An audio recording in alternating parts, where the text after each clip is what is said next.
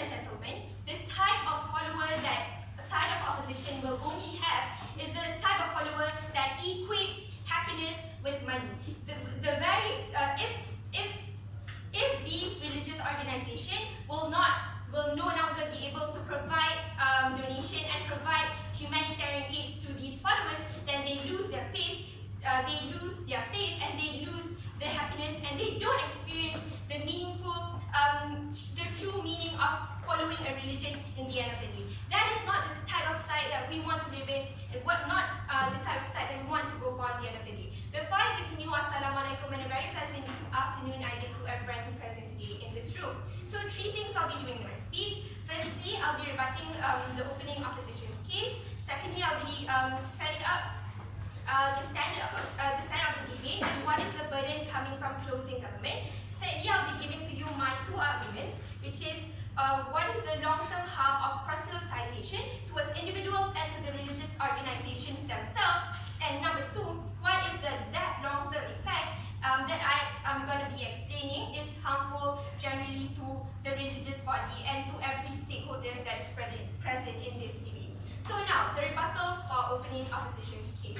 So we recognize that their whole case is only about people entering religion voluntarily during preaching because they eventually understand and then they can actually have the meaningful experience. Ladies and gentlemen, we believe that this is actually untrue because during preaching and proselytization, elements of manipulation and guilt tripping is definitely included. What does this mean? This means that these vulnerable individuals will be left with no choice but to follow the religion in order to get continuous donation. Because understand that religious organizations don't just cater to people who don't follow to the religion. So in order for you to get continuous donation, you will have to follow that religion. You are being guilt tripped. Your decision is not voluntary. You have been manipulated by the organization itself. So what is this? That is basically the whole open opposition's case. So what is the standard of the debate?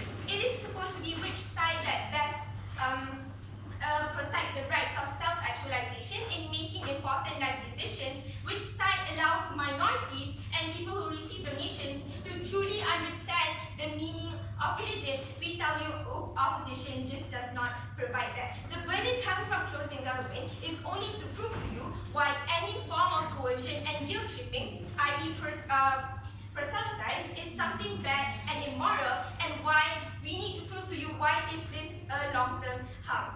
It is not our burden to help religious organizations gain more followers by the end of the day, because that is just not the debate. So my first argument, which is what is the long-term harm of proselytization towards individuals and to the religious organizations themselves. So number 1, individuals will eventually lose faith in religious organizations and will exit the religion. Why is this true? First level of analysis, we need to understand this framing of the situation of these individuals when they receive donation.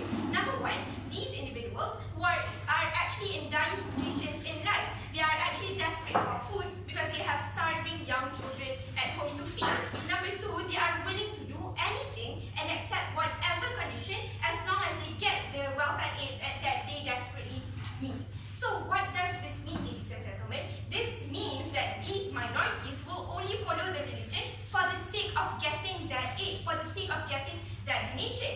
In cases, if these organizations cannot provide continuous aid, they will lose more and more followers because people follow the religion for the sake of that aid on the side of opposition. So the second level here, TKC, is that humanitarian aids and donations are temporary and unstable, which is why this will never work on the side of opposition. There is no guarantee that religious organizations can provide donations forever for these desperate people.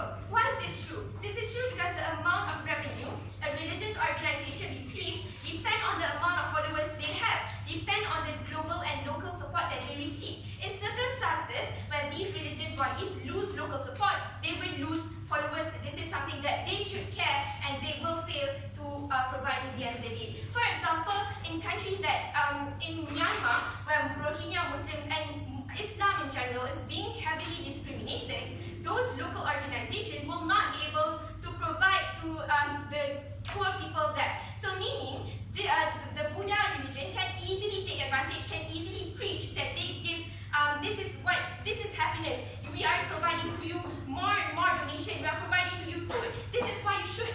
Rohingya Muslims should leave their Islamic religion, because Buddha now can provide more and more. This is something that we don't want to happen in the end of the day, TKC. So moving on, so this argument will lead to my second argument, which is what is that long-term effect that I explained earlier is harmful in general and what we should never go with side of opposition.